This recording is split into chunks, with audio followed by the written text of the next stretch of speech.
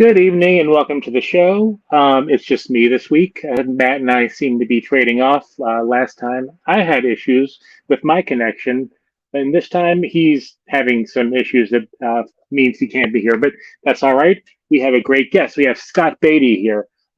If you've read Robin Year One, Batgirl Year One, Nightwing Year One, then you've probably read his work, and those are such iconic stories that they've been around. And Batgirl is celebrating 20 years this year. So That's right. welcome, Yeah. Scott. How's it going? Good. Thanks, Chad. Thanks for having me back. Well, I know we talked a couple years ago, and it's been a while. So, and it's great, always great to catch up. Yeah, yeah. I mean, the audience should know that we're Facebook friends, so we kind of peek into each other's lives as Facebook friends do.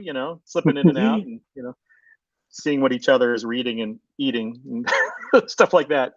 Or the latest memes I'm posting. Yeah, yeah. So we seem to be aligned a little bit politically, so I usually I thumb up a lot. I appreciate it. It makes me feel good. So, for people who might watch this and don't know about you as a writer, which they should, tell us a little bit about your history, as a comic book reader, and then we'll get into your history as you got into as a writer and stuff like that. Well, I'm a comic reader of a certain age. I started reading comics in the 1970s. I hate to say that. I actually feel like my spine, crackling when I say that. My earliest comic book memory is, I think, one of the Aqua Baby issues of Aquaman, where he calls Black Manta bad mans, and then Black Manta later murders him terribly. But I grew up in the mid to late 1970s as a comic book reader. So my formative comic book story in 100 words or less is that I missed seeing Star Wars the first time it went through the theaters. I had pneumonia and I was hospitalized, and and it was a terrible time because my hospital cellmate was at death's door, and there was a family down the hall that had gone out mushroom picking and ate some bad mushrooms, poisonous mushrooms, because they didn't know. And so 3 out of 5 family members were literally at death's door. So it was really, for an 8-year-old, it was really trippy. So my dad got me some comic books down at the hospital bookstore or gift shop to while away the time. And my 3 first comics, my gateway drugs, were an issue of Richie Rich. And I couldn't tell you which one it is because every Richie Rich story is the same. Money good. Yeah, like Richie helps somebody, after somebody does something, one of his foils tries to steal his money. The issue of Batman Family, where the evil old scientist tries to switch bodies with Batman and a gorilla. It's like the Ultra Humanite story. And Secret Society of Supervillains number 11, with the Secret Society being pursued by Captain Comet, who ascended to my top 3 favorite comic book characters of all time. So I read those books cover to cover to cover to cover over the 5 days in the hospital, and eventually I got out and saw Star Wars and everything else. But I was hooked on comics from that point. So at any opportunity, I don't think we had 7-Elevens, at least in my area back then, but we had Sheetz stores, which are kind of a Pennsylvania staple. I grew up in central PA. And between Sheetz stores, a bookstore that was literally called The Bookstore, it was a local franchise. I just went to the spinner racks and to the shelves every Friday. And, comics when I started were 35 cents. And, I went with them, by the hand. Pied Piper ever since. So that's my, I was a Johnny DC from the start. And, I didn't gravitate back to Richie Rich, although if somebody had a copy of Richie Rich or Hot Stuff or any of those comics, I'd give them a read. So just read DC books. I read The Brave and the Bold was my earliest favorite. I discovered my first comic book shop in State College, Pennsylvania, which is University Park, where Penn State is centrally located. And my first back issues were issues of The Brave and the Bold, and filling in all the other 14 issues of the Secret Society of Supervillains. And then from that point forward, I became a newspaper boy, which I'm sure many listeners don't even know what that is at this point. I tried explaining it to my Newspaper, kids. huh? Yeah, I was a paper boy, and I spent all my paper boy money on comics and movies. So I was hooked. And so, you know, with having that being your background, when did you start? I know because you initially didn't write comics. You started with Wizard, am I right? Yeah, I mean, I wanted to write comics. I just didn't know the pathway. And I don't know if you follow Mike Carlin, former DC executive Mm-hmm. editor. And so Mike retired a couple of weeks ago. And I started writing a piece that basically talked about what Mike told me about not giving up my day job. And the long story short, I went to Juniata College in Pennsylvania for writing, and then Iowa State University for a master's in creative writing. And while I was at Iowa State, I made friends with, well, that's probably too much. I met, I think, Doug Hazelwood at Iowa Des Moines Comic-Con. And, I said, like, who's a good editor to approach to pitch things to? And I had a lot of hubris and not a big understanding of the industry at that point. And Doug said, Mike Carlin is a good guy. He'll give you a fair shake. So I hooked up with an artist who was actually pretty good. And we put together a Teen Titans proposal because Titans had just ended at DC. This was before Zero Hour. And, Mm-hmm. there was no Titans book. So I think right after Zero Hour, actually, because the Atom had been de-aged. So he was one of the core members that I put into my new Titans. And we did a sample story, and my artist drew 8 pages, and I was ready to send it off, and I sent it off. And a couple of weeks go by, and Mike Carlin calls me up at my office, and I was an adjunct teacher at Iowa State, teaching freshman comp. And Mike said, "Hey, Scott, just calling to tell you that we don't look at unsolicited submissions."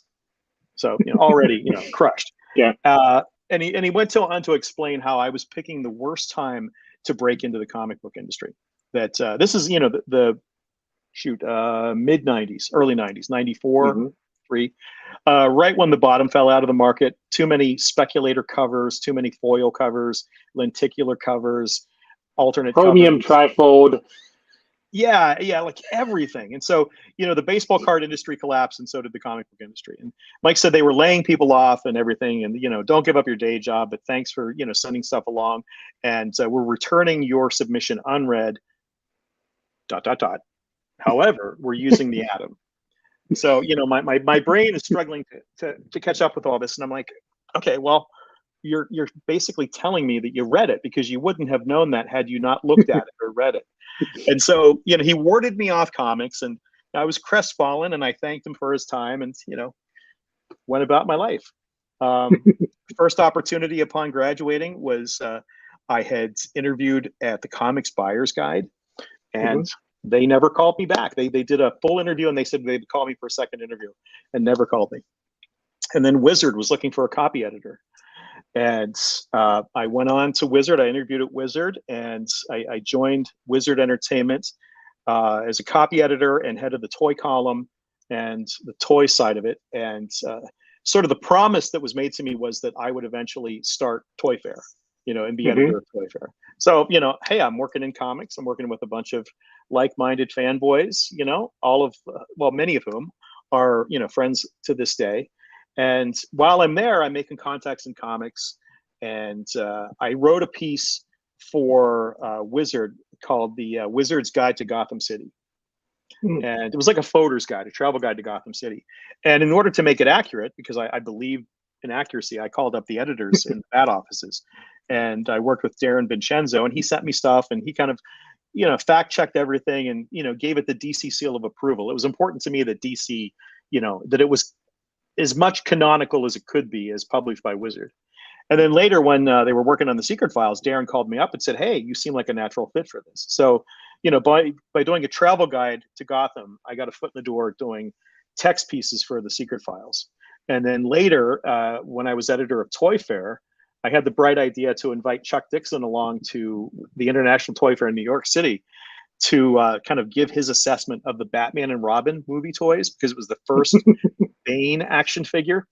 And and I didn't know it until after I got to know Chuck, but he had been a lifelong collector of GI Joe, but his real passion is miniatures and army men, little green army men, and not even that. I'm simplifying it. He likes to paint, like the Fifth Legion of the Roman army at Ithaca, and stage it and stuff like that. So I got to know Chuck, and we figured out we were sort of like-minded in terms of the things we liked, and struck up a friendship. And later on, we started pitching stories together. So that was my foot in the door at DC. But the Mike Carlin angle comes back later when 2005, I'd done a couple things. I'd done Robin Year One, done Batgirl Year One, which is 2003. Chuck and I pitched Joker Last Laugh, and we go out to the Chili Factory, which was across the street from DC at in the Ed Sullivan Theater building. And we're pitching this crossover to Carlin, and Carlin likes it. He likes it so much, instead of making it an 8-issue miniseries that's just in the Bat offices, he said, let's blow it out. Let's make it a company-wide crossover, a 5th-week event. And I'm sitting there like, oh my God, I made it. And he doesn't remember me. And he didn't remember that he had called me up. So, and I said, Mike, after everything was said and done, and we're paying the bill, and the ink is drying on the contracts, and we're ready to get started. I'm like, Mike, you don't remember me, do you? He's like, well, why should I? You're Scott, And I said, do you remember calling me up and telling me not to quit my day job? And he just looked at me. He just gave me this look and said, well, you didn't listen, did you? So that was my Mike Carlin story. And I started writing about it, but I didn't want to portray Mike in a negative light, because he has been really good to me. Mm-hmm. And when DC was on Broadway in Manhattan, I would always stop in, and Mike always asked what I was working on, and would aim me at offices at in order to get more work. So he's been a good mentor figure, mm-hmm. And I've been friends with him on social media. So I can't claim friendship in the traditional sense, but I can say that he's always been sort of a Jedi master watching over me. So, but yeah, it's like, you didn't listen to me. So I mean, you and Chuck Dixon, or you said you pitched like the Robin Year One, and that's kind of become, along with, well, since it was before Batgirl Year One, but those two stories, along with Nightwing Year One, kind of the side, I guess it's kind of the sidekick trifecta or whatever. Yeah, that's our name for it. Yeah. What kind of inspired that? Because I mean, Robin is kind of a, he's such or Dick Grayson is such a character that, has been around for so long. That was it, how was it coming up with that, story kind of, to further explain his origin, I guess? Chuck and I had been talking about just different projects to collaborate on. And I think hands down, my all-time favorite comic book character is Dick Grayson. And I just, from Robin backup stories and whatever Bat title, Teen Titans, New Teen Titans. I mean, New Teen Titans really kind of cemented my love of Dick Grayson, because I just thought that Marv and George, may he rest in peace, just really, I don't know, they made him stand shoulder to shoulder with all of these super powerful characters. And, he was just so cool, because he, in my mind, in Chuck's mind, he chose to be a superhero. Like, he wasn't bitten by a radioactive spider. Like, Batman recruited him, and then he kept doing it. Like, he could have quit at any time, but he had a sense of honor and responsibility. And, the more, the older I got, and the more I understood comics and sort of the kid sidekick archetype, you sort of realize that the reason why kid sidekicks exist, why these sci-fi writers, middle-aged guys, created these Toro and Kid Flash, Robin, Speedy, all of them, is that kids needed a window into the comics. We needed somebody our age in order to, have an avatar for all the action. And I can think of nothing cooler than to, have access to the Batcave, And, I mean, you can psychoanalyze Robin, ad nauseum, but he's the guy who gives Batman hope. in the face of hopelessness.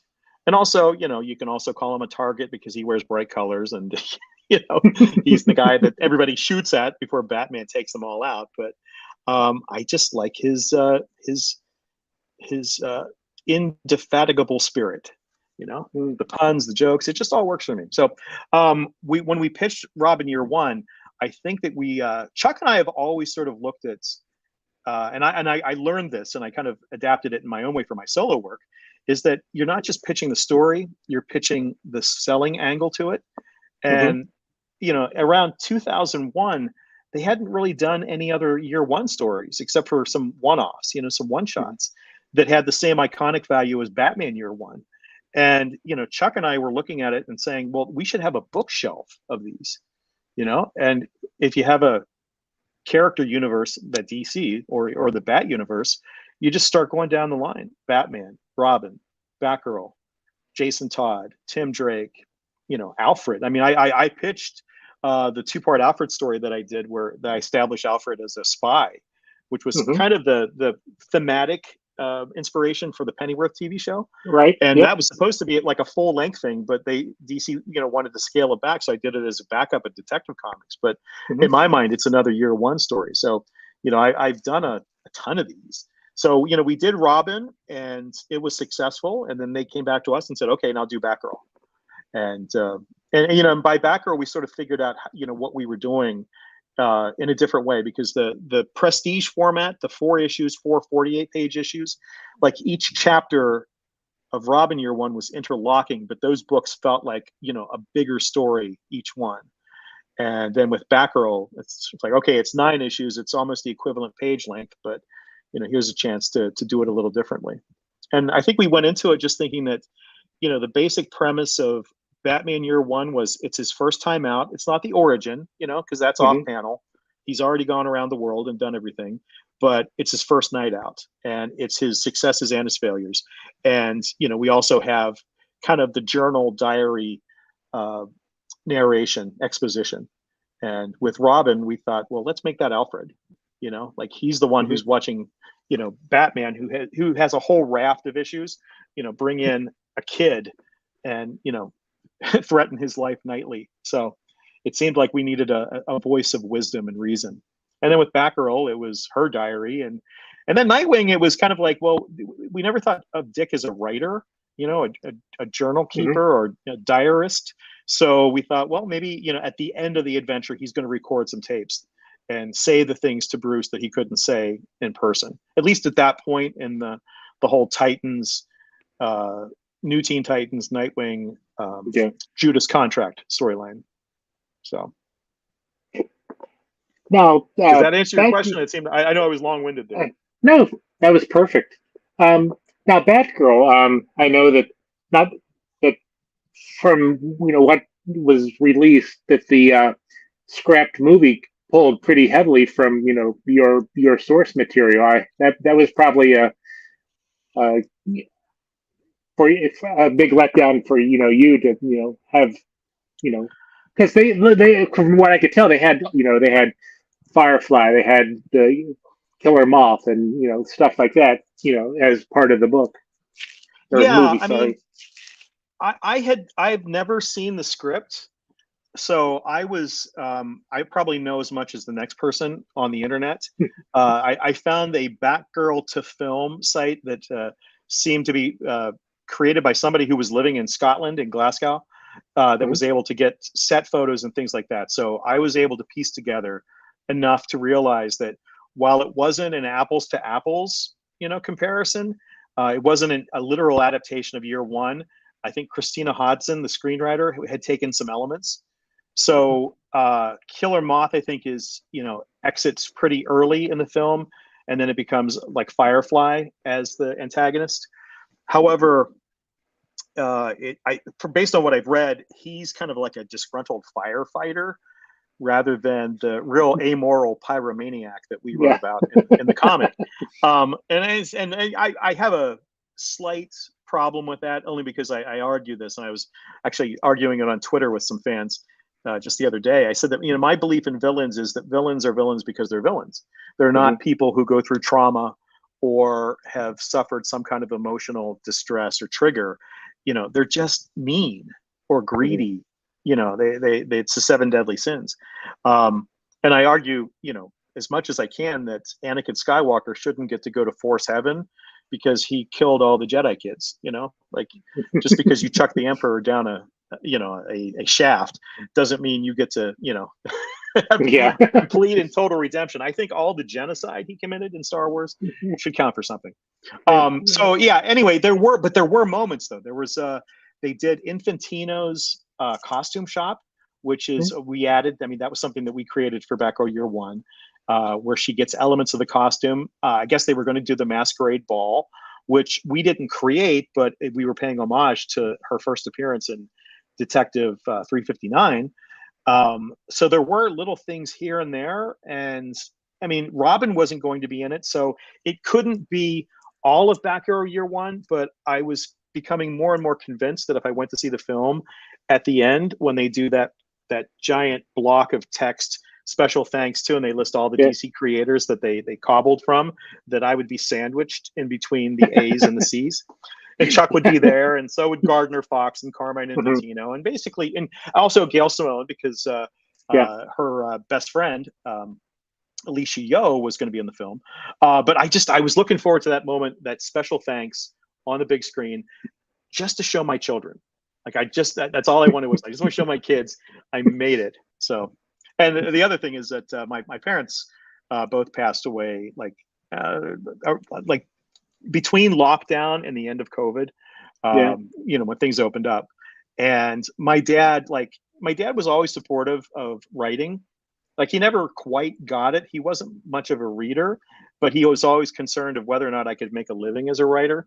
And when I started to have things that had potential to be something larger in other genres, he would always say, like, you know, do you think you'll ever do a movie? And I hope my dad got to see that I got this close. Yeah. So at least in that iteration. So, but no. At the end of the day, I mean, I've heard two things. I've heard, one, that the movie sucked, and that the other thing is that, hey, it didn't quite suck. But I guess if you're being that seems honest, to be a DC staple. yeah, I mean, given you know what, I was going to go see The Flash on Father's Day, and we were too busy. And I just got to see Indiana Jones, and now I have no interest in seeing The Flash based on the precipitous plunge at the box office. But if this means that maybe someday there can be a legit Batgirl Year One movie, then, you know, I'm glad it got, you know, whatever they did to it, they vaulted, you know. So. Well, at least now they did do the motion. They did turn the series into a motion comic. Am I right? Yeah. The motion comic, which I post on my blog all the time, is cool because they got voice actors. And these people, if you look at their IMDb listings, and like, they're legit. They've done a lot of animation and stuff. They had a soundtrack made for it, special effects, and it reminded me a lot of the stuff they did back in the 60s with like the Atom and Hawkman, not the Filmation animation, but the one where they would take and they did it with the Marvel stuff too. It sort of, like, you know, loosely animate a comic book panel by, you know, photoshopping something, you're moving it, you know, and it has that flavor. So I've got a nostalgia factor for it. But the real story is that Lauren Montgomery, who had worked on a lot of Warner Brothers and DC animation, wanted to do Batgirl Year One with Bruce Timm, and they pitched it, and I guess it went far up the chain, far away that I don't think anybody that I know heard of it.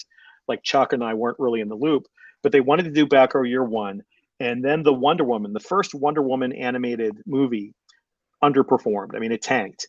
And so the belief at DC was that a female-driven animated feature wouldn't sell. So they you know, shit canned the Batgirl Year One animated film. So, you know, again, this close, but no cigar. So, I mean, you know, I have high hopes. I mean, the motion comic isn't, you know, quite animated, but it's fun. It's fun to watch, and it's a blast for me because, I mean, it's literally the dialogue from the comic. So,, hearing that stuff out loud is a lot of fun. And so with the 20th anniversary being this year and a new edition coming out, um, what's being added to it to just to celebrate this iconic story? Yeah. Okay. So they're not going to have anything on the cover that says like 20th anniversary, and it's not to not celebrate the anniversary because I wrote a new introduction for it that acknowledges the 20th anniversary.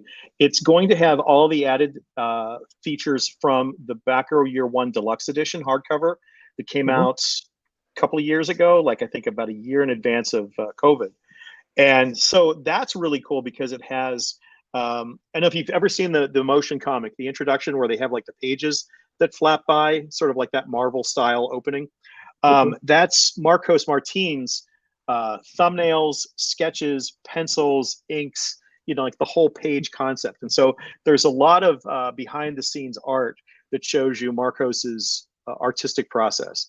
And I mean, I use it in creative writing classes just to show how comic books are made because I'm able to sort of juxtapose a comic book script with the first stab at it whenever he sketches it, and then he starts to lay it out, lightbox it, does whatever he does until we get to the finished page. So I have, for a good portion of the series, I have everything from script to colors and letters that I can show the process to students about how comic books are made from concept to completion.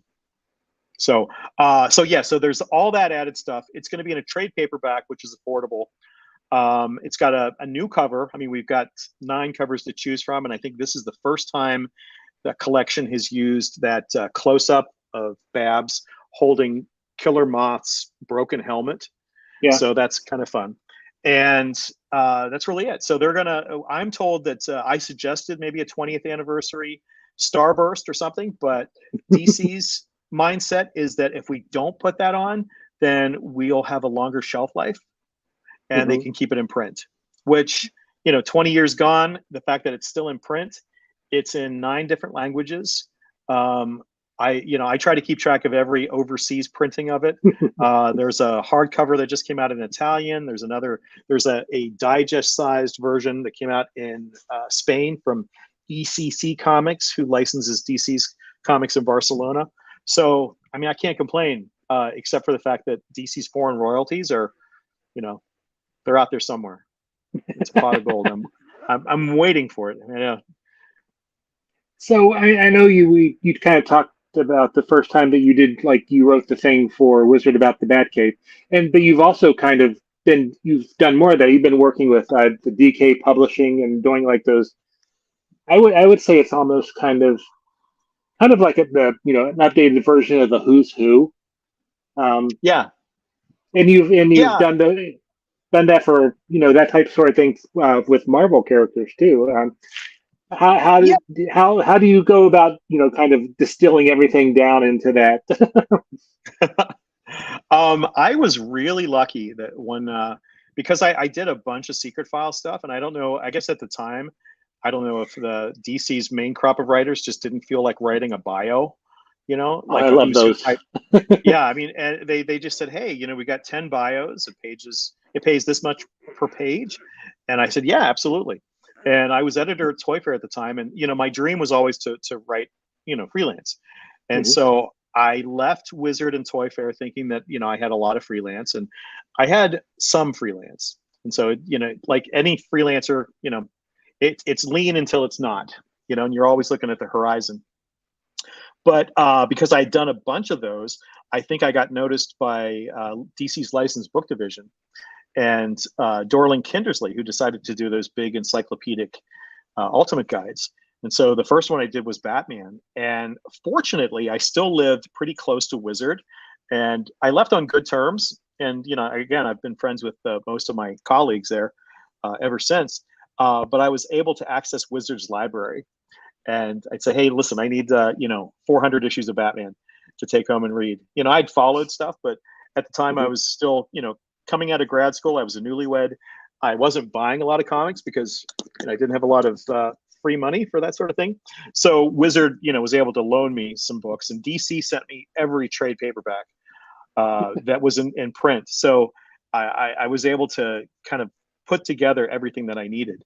and I think the first one was 2000. I think Batman was like 2000. So this is still, you know, the internet's still fairly new, and I don't think Wikipedia was even a thing then. So, you know, I had to do a lot of research on my own and use older books like the great Superman book, the great Batman book, you know, stuff like that in order to fill in the gaps. You know, before the internet exploded. So tons of research. And at the time I thought they paid well, but when I look at the work versus you know, the amount of time and everything scenario, you know, it's cool to have the book, but at the end of the day, it you know, it was a ton of work. And kind of the same thing with the Marvel, because I know you was it last year or 2 years ago you did like the small Marvel Oh yeah, villain. yeah, Yeah. yeah. Quite You had to literally, write really small for those. quite literally the smallest books I've ever written. But there are 100 profiles in each one, and I think the font is the tiniest font. I don't know if it's 7 point or 6.5, but it's like the smallest font before you know, can't read it at all. And when I look at the reviews are like, you know, hey, it's great. It's just you can't. It's so small. But that's what they wanted, you know, and they just reprinted it in France. And I was lucky because the publisher sent me a couple sample copies, and I guess they also did lightsabers and DC or Disney villains as well. So it's a thing for them. I've never really been able to break into Marvel in the way that I've wanted to.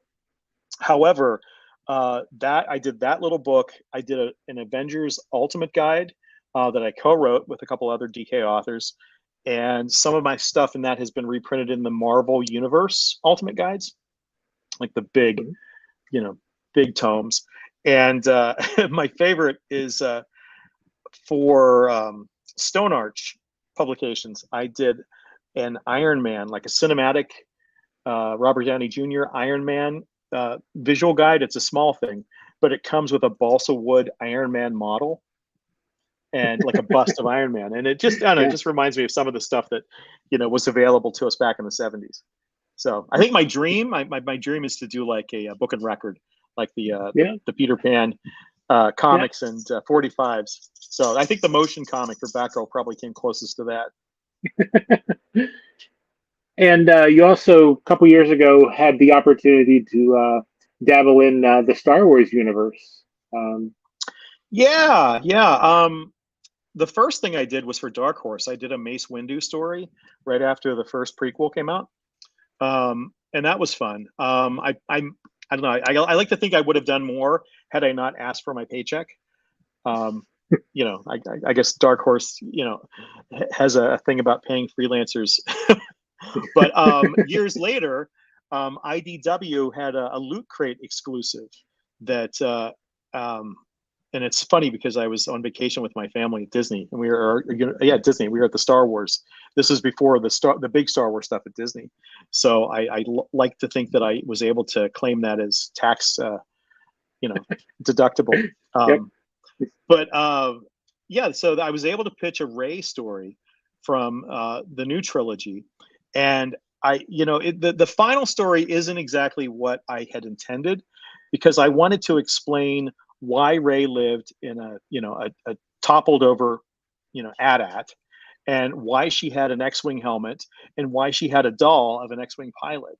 And I wanted to give her a hero who was a female X-Wing pilot. And I pitched it, they liked it, they said go ahead. I got into scripting, and they came back, Lucasfilm came back and said, yeah, no, we can't let you do that. We have some ideas for Rey. And this was long before the rise of Skywalker, so, you know, and the revelation of who she is. But they wanted a two-part story. They wanted an A story that's in the present with Rey, and a B story that's in the past. And so they made me change the gender of the X-Wing pilot, which I did. You know, I had this human guy with a mustache, like Captain Kangaroo, you know, that you know, was the guy who ended up, you know, crashing the X-Wing that she finds like, you know, embedded in the Star Destroyer. So, you know, it's tough when you work with licensed properties like Star Wars, because there's only so much you can do. Like, you can't change canon. However, I'm happy to note that the stuff that I did in my Mace Windu story, and a couple of the characters that I used in this Destroyer Down Loot Crate exclusive are now in like the Wikipedia, you know. So, you know, I'm part of Star Wars canon, I guess. But the thing that was notable for the Loot Crate edition was it was a Loot Crate edition, and then IDW released it as a 3-issue miniseries, and then they released it as a trade paperback, and then they released it as a digest size. So it's been out there a lot. But the Mm-hmm. Loot Crate edition sold 500,000 copies. Now, if you believe what Bleeding Cool reports and Rich Johnston says, it was the #1 seller for 2017. So if it had been sold in a comic book shop, a 500,000 seller outpaced whatever X-Men book or whatever was selling at the time. Mm-hmm. But because Loot Crate printed up and shipped out 500,000 copies. So I guess I had the biggest selling comic book of 2017. Hey, so I mean, you dabbled, well, not really dabbled. You spent a lot of time in the DC universe. Were there any characters that uh, maybe wanted to play around with, or because I mean, you helped create a lot of the characters for the Last Laugh, which I think is one of the most underrated Joker stories out there, and especially in because during that time in the '90s, it was one limelight event after limelight event after limelight event during the summers, and I think Right. that one kind of I think it kind of gets lost in the lost in that list. But I mean, it's still. I mean, you were able to create a lot of things. Like, isn't that when you guys came up with the slab? The slab was already established at DC. Okay. So yeah, but I mean, we created some new villains, and we did have some like long-term plans. But I think the uh, the end of Last Laugh kind of coincided with, I think, when Chuck left DC to go to CrossGen. So we didn't have a chance to put into place like a lot of our long-term plans. And what many of these things I've blogged about on my author's blog. Um, Last Laugh is fun for me because we had such high concepts, but ultimately a lot of the things that we wanted to do that they said we could do, they pulled back on. Like, we wanted to kill the Joker. Mhm. We wanted to do we wanted to do a crossover that had consequences, that we didn't just return to the status quo. And we wanted to do some big stuff. Like, we wanted and I've said this on my blog, we wanted the Joker to kill the elongated man. And you know we were told that fans are going to hate you if you do that. It's like, well, of course they will, but I mean, they're gonna feel something. They're not just going to be blah. Because even at the Mhm. time, comics were $2.99, $3.99. We're Mhm. competing with video games and action figures and everything else. So the story should be something that moves you. And a lot of the decisions that were made that at the time sounded cool and fun, in hindsight, I'm like, well, if we had just done what we had pitched, which was a self-contained miniseries that is only germane to the Bat universe and the titles that Chuck was writing at the time, which were Nightwing, Robin, and Birds of Prey, and Detective. And so we didn't affect anybody else, because we got some pushback from other DC creators, because they had as much of the fifth week event crossover burnout as everybody else. And we were pushed back on the calendar. I think that we were supposed to come out in April, and instead came out in October. And then Emperor Joker somehow got ahead of us. And so I think readers were tired of the Joker by that point. And it just we had very basic rules that other creators mostly followed and some didn't. We wanted to make sure that nobody else used the Joker, because he was our most important character. And we said, hey, you can use any character, any villain you want, but they have to be Jokerized. But I said, Mhm. here's the thing: if you write Wonder Woman, don't go for Cheetah or Cersei. Like, use Mirror Master. Yeah. Because they've all been kind of reinvented at that point. They're all running around like the weasels from Who Framed Roger Rabbit. So you can have anybody. And so we got some pushback, and then the decision to have a different artist do each issue was a logistical nightmare, because the first artist had to be finished in order for the second artist to kind of know what to do. And God bless him, Pete Woods did a lot of design work ahead of time for the slab, for the, you know, the basic uniforms that everyone had. You know, we had the new villains designed by a bunch of different artists, and we shared all that. So the behind the scenes stuff is really cool. And, you know, in the end, though, we were kind of the editorial edicts are the things that kind of, you know, made us tamp down on the stuff, the lasting stuff that the story wanted to do. And ultimately, we wanted Nightwing to be kicked out of the Bat family for like a year and have to earn his way back. Like, we wanted the Joker to be dead. And our ideal was the character Rancor, who was that little toady guy who had the power to make you feel more. You know, like if you're angry, he'll, you know, he would amplify that he would become the new Joker because he would just feed off the emotions, kind of like a living psycho pirate. But I think that we were told ultimately that the Joker sells peanut butter, so we couldn't kill the Joker. now, and it's coming full circle. I years later, when, and I think it was, I mean, was it Scott Snyder or somebody who had the Joker cut his face off and, you know, tie it on with a belt? I emailed Mike Carlin and I said, I thought the Joker sold peanut butter. And I don't think his response is safe for, you know, the internet. But I mean, it's changing times. I mean, you know, what you can do in 2005, you know, is a lot different than what we can do now, you know, in terms of content. And, you know.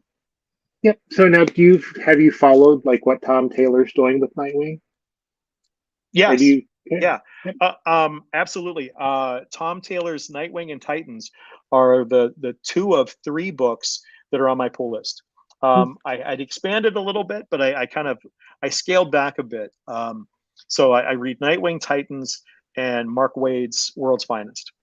I think Taylor's Nightwing is very reverential of what has come before, and I always believe that when you put these characters back on the shelf after you've used them, that they should more or less resemble how you took them down. Like if you're changing something for like a one-note joke, or to, you know, have some big footnote annotation on, you know, Wikipedia about the character change, you're doing a disservice to the characters. I mean, these are archetypes that belong to the world, not just us. So I think Tom is really, I mean, he loves Bloodhaven. He loves the older characters. He's fun. You know, he gets the optimism of Nightwing, and I'm seeing that in Titans also. And Mark Waid, I mean, Mark, you know, Mark understands these characters. You know, they meant, I know in my heart that they meant something significant to Mark when Mark was a kid. And so when Mark uses them, you know, he's giddy. And that's kind of how I felt, you know, writing a lot of the things that, you know, I've had a chance to write. I don't know if you've had a chance to check it out, but Mark Waid's Shazam is also, you know, you can tell he's bringing that same kind of, you know, love to the character that he's brought the World's Finest. Yeah, I checked it out. I think my the owner of my comic shop, my friend, told me that it was a mini series, and I'm like, oh, maybe I'll wait until the collection then if it's not an ongoing. So I know it doesn't say that on the cover. Yeah, I know it might be something that they kind of, you know, I don't know, after the fact made it. But yeah, I am interested in seeing it because I mean that's always been one of my favorite characters too. So, I mean, long form, to answer your original question, I've gotten to write a lot of characters that I love. My top 3 are Dick Grayson, Paul Kirk Manhunter, and Captain Comet. And I have pitched all of them at various times. I had a long form Manhunter pitch that totally honored and paid homage to Walt Simonson and Archie Goodwin's work. I love that character. Just that I've got back on one of my shelves. I have a Manhunter shrine of everything Manhunter. But I don't know. I've gotten to write a lot of my favorites. So. I don't know. I don't quite think I'm done with like the Bat family. If I had an opportunity to come back to that, I think I would. Dick Grayson, I would jump at the chance, but there's no burning desire.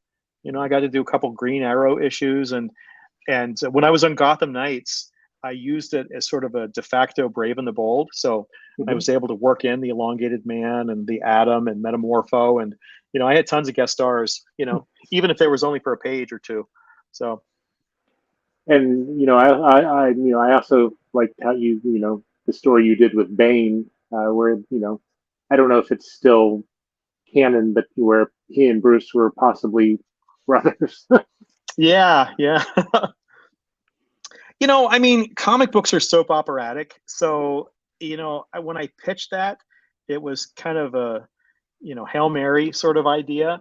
Hmm. And I sat down with Chuck and we had lunch in Manhattan after both of us were up at DC. And he told me the story of who Bane's father was. And it was sort of like his long form, what he wanted to do with Bane, like something that he was eventually able to do with Bane Conquest a couple of years back with Graham Nolan, Hmm. Bane's co-creator. And his idea was that Bane was going to be sort of like the Doc Savage of the DC universe, and command an empire, Hmm. which he did in that story. And he told me who Bane's father was, and we had done a story in Robin. I brought him a character called Kid Cobra, which was the heir to the Cobra fortune, and he was one of a Siamese twin that were separated. And so, I wanted to explore what it meant to be a supervillain in high school. Where you're worried about the PSATs and not being murdered by your adversaries. So we did that story, and it sort of set up King Snake, who is eventually, spoilers, is Bane's father. Hmm. And when Chuck told me that was his original idea, we laid all the groundwork for it. And then when I was on Gotham Knights and Chuck had gone to CrossGen for a period, I said, "Can I do this? Would you let me, reveal this?" Because at that time, Chuck didn't think he would be ever coming back to DC. Hmm. Just based on editorial stuff and personal stuff that I'm sure he's blogged about in his video blogs.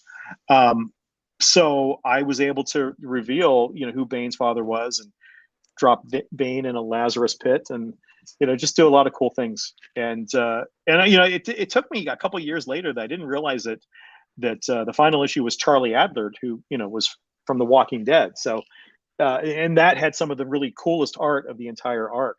So as far as I'm concerned, and as far as I know, it's still canonical Hmm. until somebody says it's not. So, you know, And I know that everything you've mentioned it, but you've been creating all these things with Chuck Dixon. I mean, how did you guys? Because you guys have two opposing views on issues. I mean, so I mean, but you guys yeah, work well as a team. I mean, yeah. is this how we're going to solve America's problems? I wish. I mean, I like to joke that I'm, you know, he's a little bit country and I'm a little bit rock and roll, like the old Donnie and Marie thing.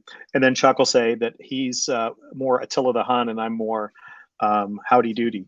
Um, I think that's. I mean, this is definitely a rabbit hole. But politics aside, like my friendship with Chuck is based on our mutual love of comics and movies and Hmm. fiction, and we never talked politics. I know his politics. I mean, I know that he's a conservative, and I'm a card-carrying liberal.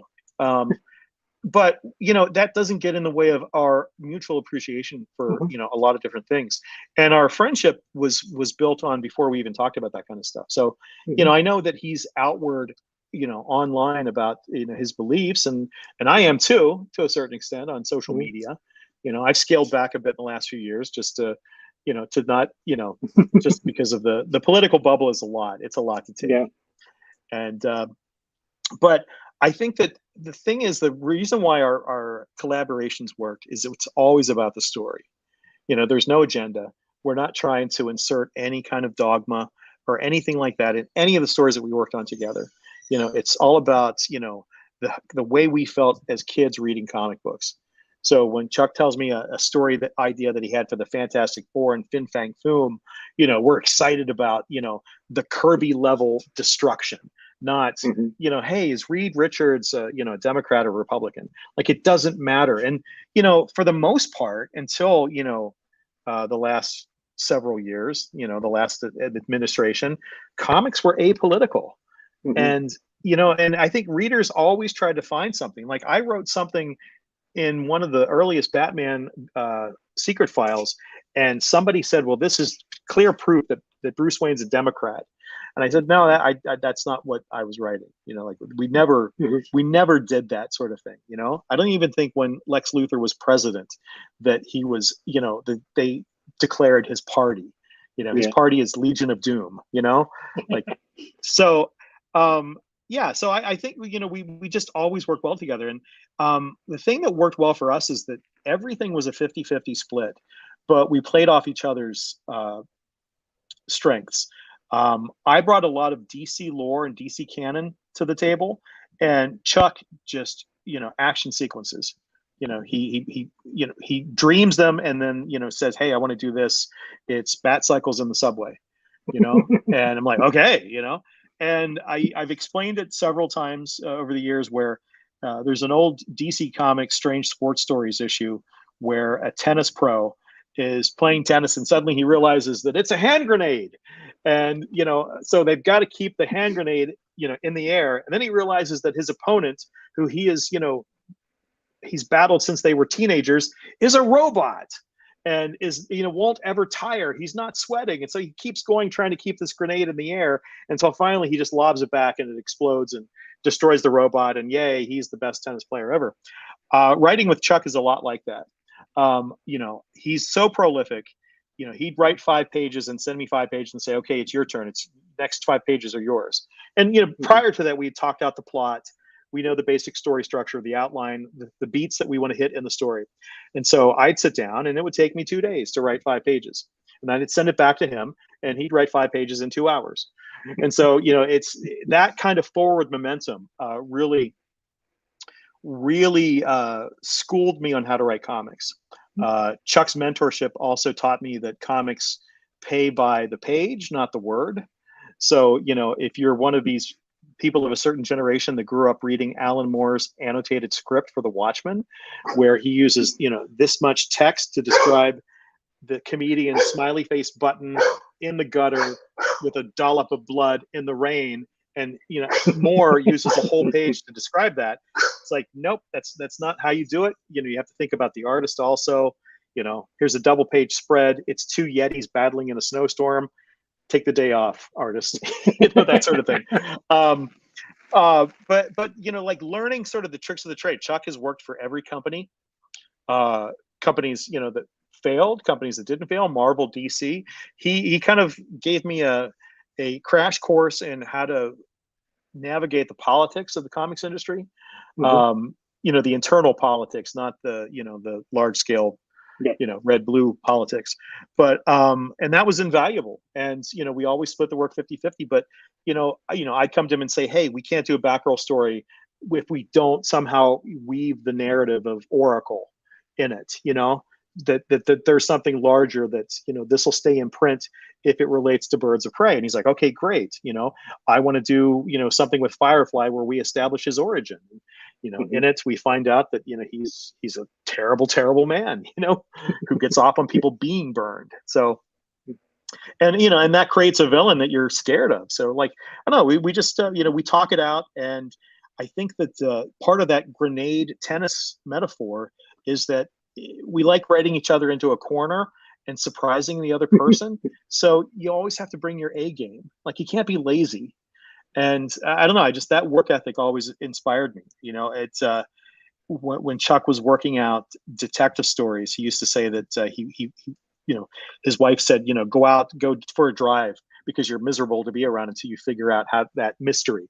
So, I felt the same way when I was writing a Scooby-Doo story that was a locked room mystery with a flea circus. It's like, I've got to figure out all the parts, And I think it's because, I realize that the people reading this stuff is us, and if we are not entertained, then, I don't know. I think most of the greatest comic book writers have been the guys who grew up reading comics, because they're the ones who want to write it. Like the people slumming from Hollywood, who mention offhandedly on NPR that they loved, some obscure character, and then immediately, DC editorial or Marvel editorial calls them up and says, "Hey, can you write a miniseries for us?" And then that miniseries is 9 months late. Yeah. They don't get it in the same way. I mean, the guys who like Len Wein, Roy Thomas, Marv Wolfman, who were teenage Paul Levitz. They were teenage fans. They did fanzines and then eventually got into editorial so they could write comics. I mean, those are my inspirations. Nice. So we're kind of approaching our time limit. So are you currently working on anything, or I know you also teach and. Yeah, I teach more than I write at this point, and that's just a life work balance. Still working on things. I'm trying to figure out my next project. I did a book called Unprepped with Chuck that just came out this past year from Antarctic Press, and it has a interesting story. We pitched it, wrote it. It was illustrated and colored for IDW. Back before the pandemic, and it was probably the fastest approval we've ever had. Chuck pitched it to Ted Adams, founder of IDW, before he left, and it was approved, that same morning. Mm-hmm. And so we, by the afternoon we were writing, and it's a post-apocalyptic comedy. Two families at the day the world ends, and they have to get to a bunker, and hijinks ensue. IDW did a lot of creative shifts around that time. Mm-hmm. And we were told a lot of different stories. They weren't doing create our own stuff, self-published stuff, et cetera, even though they had the art, everything but the lettering in the can. So they wanted us to buy it back, but we had a contract that had a 5-year time limit on it. So we waited out the clock. And as soon as it was available, we had it lettered, and we shopped it around. Antarctic published it for us. So it's a 5-issue miniseries, just came out. We are currently shopping it around, see if we can get some traction at some streaming service to see if they're interested in it. But it seems like post-apocalyptic stories still seem to have a shelf life on it. And this one, I think when we pitched it, it was sort of like, imagine the main characters as Jason Sudeikis and Rachel from Friends. I'm blanking on the actress. Jennifer Aniston. Jennifer Aniston, yeah. That it has sort of that Meet the Millers kind of vibe mm-hmm. to it, except it's the apocalypse. So probably the bluest thing that we've written together. I did ghost Chuck on Snakes on a Plane. So I don't think we have any F-bombs in it like Snakes on a Plane, but there's people drop some R-rated, and it's definitely, it's for mature, it's T for teen, but just a lot of what two families have to endure in a VW bus, like a pre-electronic engine vehicle after mm-hmm. the day the world ends. So we've got some other stuff possibly in the pipeline, but that's the most recent. I did the introduction for the Batgirl Year One collection coming out September 26th. And I've been doing some different introductions for DC licensed books. I did the one for The Brave and the Bold, Volume 3, where I got to wax poetic about Jim Aparo for a couple of pages. And then not long after that, I did the Batman in the Silver Age, and talked about some of the weirder Batman stories, Zebra Batman, the Batman of many colors, mm-hmm. all those kinds of just when aliens were the biggest adversaries for Batman. So I've been doing and I think that I'll be doing more of that stuff, more of the kind of like the scholastic view of things. So mm-hmm. I have just different things in the pipeline. I may self-publish a collection that's probably direct to Amazon of unpublished scripts. I've been lucky that I think I have like everything that I've written, with the exception of 5 or 6 scripts, have been published. So I may do this one sort of under the radar, even though it's some licensed characters. Mm-hmm. But it's just some fun stories that for various reasons never saw the light of day. So, and always looking for the next thing. So DC knows my number, and I don't know. I think that at this point in my life, I like to do sort of the retrospectives of these characters and, mm-hmm. and such. So, we live in a really cool time. Like a lot of the stuff is coming back in a strange way. So, I got some Migos behind me, and a lot of 70s and 80s era things. Actually, they just had the anniversary Migos come out. Yeah, good. Yeah, my older brother Whole got shelf full. my older brother got my son, who's 6 years old. He got him the Batman and the Robin. So, but but those have the removable helmets. I don't remember the originals. But we used to have Yeah, we used to have the DC and growing up, we had the DC and the Marvel Migos. My right. parents sold them in a yard sale. Parents, man. I I still maintain a toy blog where I, just talk about like new and current toys coming out. But I look back on Christmas pictures and, the 70s, from like Micronauts to Shogun Warriors to Star Wars, and, even like Indiana Jones figures, coming back. So, While we're showing each other our toys, hold on 1 second. okay.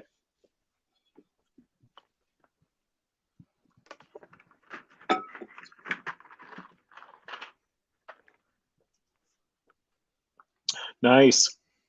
The original. The And original. Nice. yeah, Wow. and I have the original Migo Joker and a original Migo Robin Wow. that Nice. my brother got me. So yeah, I remember having this originally. So,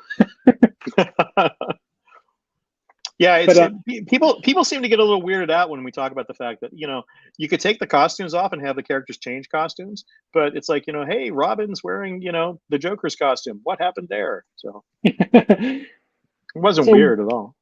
yeah. So as we wrap up, where can people find out more about what you're doing? I have an author's blog. It's called Dialogue to Follow.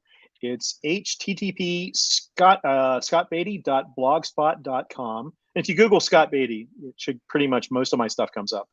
Um, and then I also do Plastic Memory, and that's at plasticmemorial.blogspot.com, and that's sort of like the toy blog. That's where I am usually. I just I do the occasional show. I was at the Hershey Comic Con last weekend. That was kind of a cool show. We had Joe Staten, Howard Chaykin, Greg LaRoque, and a bunch of WWE, WWF wrestlers and stuff. So Yeah, I I like was to. I like. I was looking at your pictures on your Facebook, and it looked like I also know a couple of the creators I know locally here were there too. So Yeah, it was a good show. Good show. Yeah. So still, I'm in the thick of it. My daughter went along. She's an aspiring FX artist and puppeteer. So she took her handcrafted Chamberlain costume from the Dark Crystal and was hitting the show. So I'm all in on this stuff. So eventually, I mean, I hit every beat of it. But I feel really fortunate and grateful. Like I've had a lot of my bucket list things I've been able to tick off. So anything now at this point is just added value. So well, I want to thank you for taking the time. It's always great catching up with you. And if you ever have anything else that you'd like to talk about, then we'd love to have you back. And maybe next time my co-host will be here and have some different questions for you. awesome. Well, thanks for having me. Oh, one last thing I can tell you too. I know a lot of people online are like looking at for things like Robin Year One and Batgirl Year One. They're out of print, and the prices on eBay and other areas, except for digital, are really outrageous. I can say that maybe just be patient. Don't pay the outrageous prices. That maybe in the next year that you'll have better access to some physical versions of them. So I have the original when they first ran, so awesome. I treasure them. Thank you. So again, thank you for taking the time this evening, and like I said, always great catching up with you. And look for these things from Scott at your local comic shop, and be nice to each other. Read some good comics, and we'll be back in 2 weeks. All Awesome. right. Thanks, Chad. Thanks for having me. Thank you. Take care.